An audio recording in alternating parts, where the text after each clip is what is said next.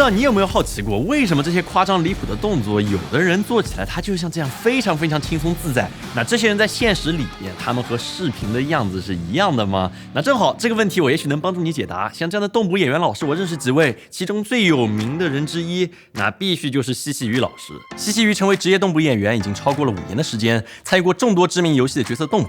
你敢信，这些角色都是他。那同时，他也是一位拥有100万粉丝的视频博主，凭借高超的肢体表现力和百变的动捕风格，在海内外都有着超高的人气。所以这一次，我们会和你一起走进他的后台，看看他的工作日常，还有他到底是怎么样的一个人。那正好，一直在探索着穿着好状态的九牧王对这样的动捕幕后也非常感兴趣，他们想看看在空气牛仔裤的加持之下，我作为小白能不能也能够快速上手，进入动捕好状态。于是我们一拍即合，将会和你一起来共同探索动作捕捉这个全新的职业。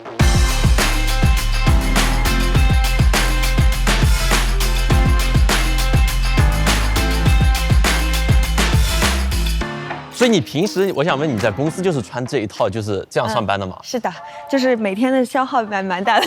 你这个怎么已经破了？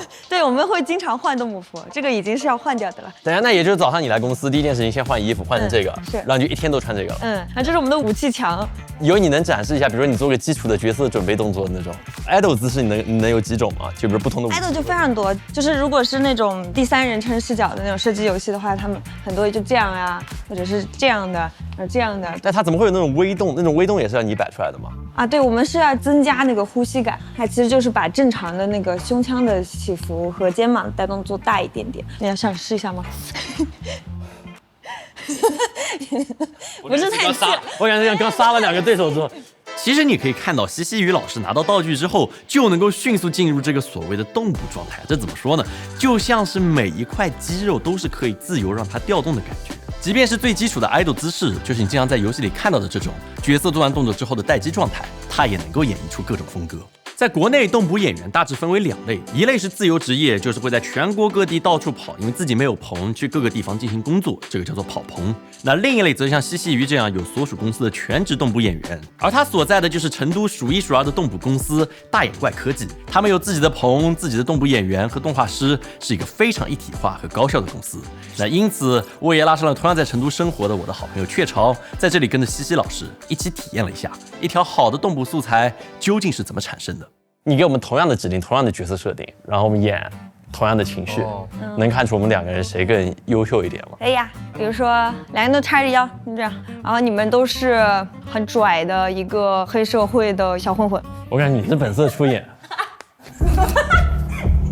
不要打起来。喂，你知道我是谁吗？这样子吗？可以啊，没问题啊。好，我来试试。你想死啊！我要死了，我想死了，我要死了。还好了，还好了。这对我来说太折磨了，好恐怖啊！怎么会有这么恐怖？我觉得摄影机应该转过来，你们就能知道为什么我会有这种恐怖感。作为职业动捕演员都是这样的吗？是我们平时甲方有可能就是这种非常非常多的人，然后还有奇怪的同事也在那边，就这样。对，奇怪的同事就这样在那边看你，像泰山一样。能不能请专业的同事也站在我们这边给大家一个参考？然后 pose 的话可以不一样，可以给自己人物性格稍微做出一点区别，好吧？好，3、2、1，开始。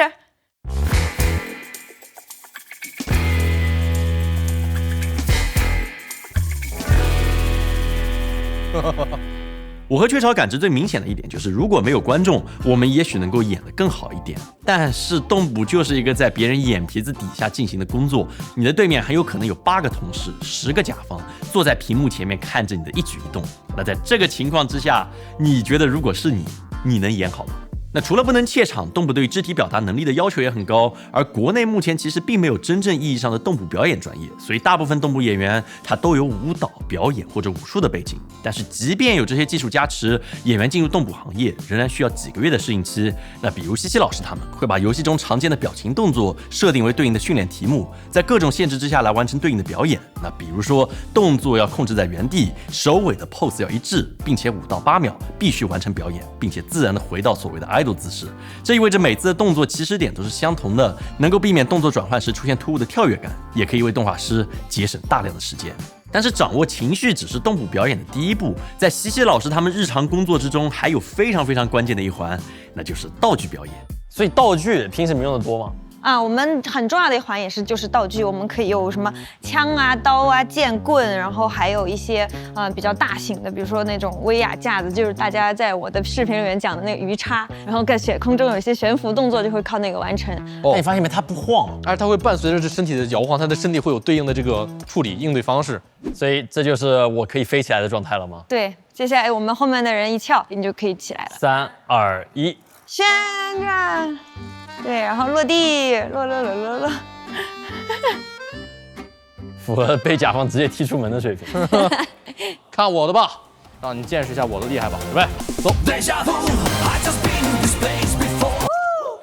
哇，还可以吧？比我厉害。你可以再顺一点。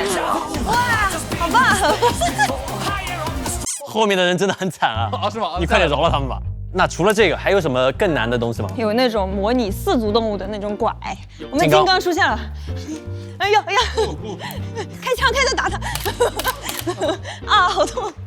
这种就是平时你们捕那种猩猩类的动物，就得真的用这个方式来捕。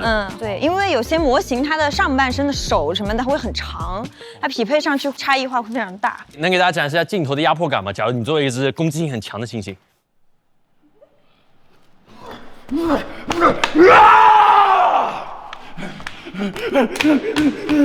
我操，好厉害啊！这太强了吧！好厉害啊！日常，日常是这样。所以我怎么变成猩猩？猩猩走路是后脚先走，但是它连正着走，它都是有点那种侧着身体的感觉。哎，对，这不是螃蟹吗？它会增加自己的整个的面积。看这，大家看一眼像不像这个猩猩啊？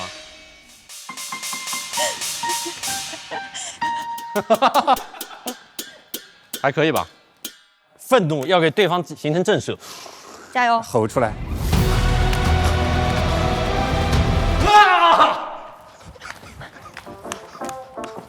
这样的，这是我见过最废物的猩猩。讲真，我和雀巢演的是很开心、很起劲，但从动捕的角度来说，你会觉得我和大猩猩有任何相似之处吗？动捕演员的重点就在于带入角色，所以需要非常强的观察能力，还有对应的分析能力，往往要看很多的参考，并且思考人物或者动物为什么会做出这样的行为，才能抓到表演的精髓。那同时，动捕表演因为需要在现实中演出动画人物的感觉，所以也会遵循一定的动画原则，有相应的速度变化，需要把控节奏和时机，而不是像很多人误解的那样，就是手打关键帧的手 K 动画和动捕是势不两立的类型。其实他们协作的很紧密。就是很多人他们觉得就是动捕和手 K 是互斥的，就是理论上你一个片子你动捕，比如戏剧老师演了，他就应该全是动捕，这是不对的，对吧？不对的，其实他们都是相辅相成的。很多东西是演员演不出来的，比如说从很高的地方摔下来，然后飞檐走壁啊，虽然说能吊威亚，但是还是觉得挺假的。这个是需要后期动画师，无论是在数据上面去修也好，还是重新 K 也好，去把它跟这个之前的可能动捕数据结合一下，让它统一一下这个风格啊之类的，都是需要后期去精修。而且动捕过程之中，模型会损失一些表演细节，这也需要动捕演员前期更夸张的呈现动作，或者靠动画师来补足。所以动捕对体力的消耗真的非常夸张。动捕演员最多的时候，一天能产出上百条 take， 但是我不开玩笑，就是我和雀巢像这样演了3条就不行了，真的没有力气了，因为你要调动你所有的肌肉来完成动作，还有表演，体力消耗超级离谱。但在训练过程之中，我们身上这条9魔王空气牛仔裤真的加了很多 buff， 比起我常穿的其他牛仔裤，它真的更轻更透气，穿上身后也没有任何无腿不适感，帮助我们在挑战高难度动捕动作中助力不少。那像西西老师，他们日常的强度更高，还要穿着紧身闷热的动捕服，如果能有像空气牛仔一样舒适透气的动捕服，工作时一定能够更轻松一些。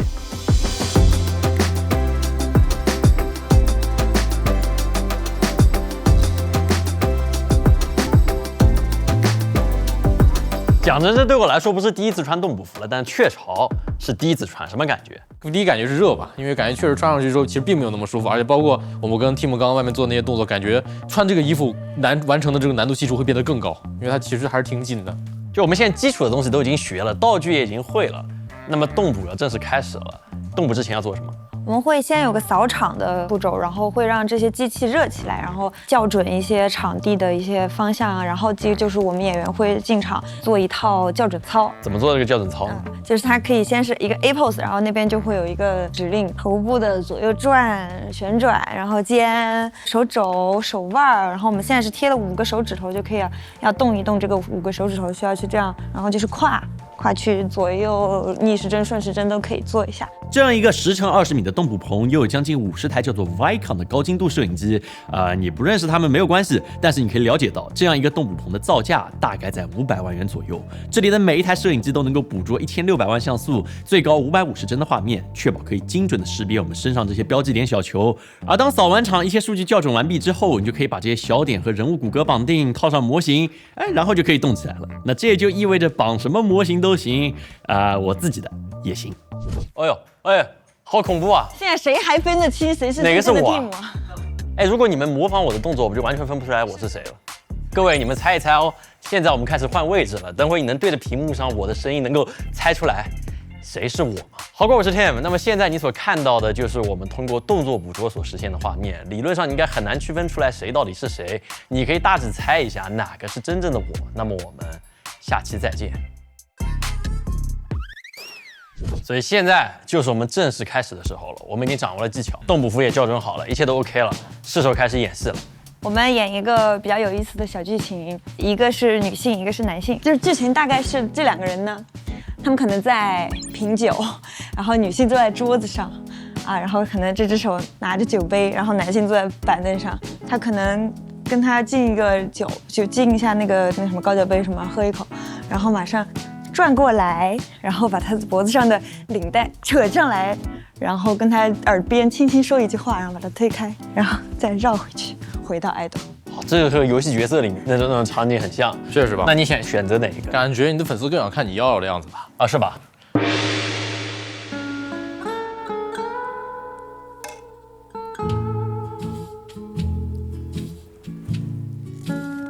你的粉丝都是我的。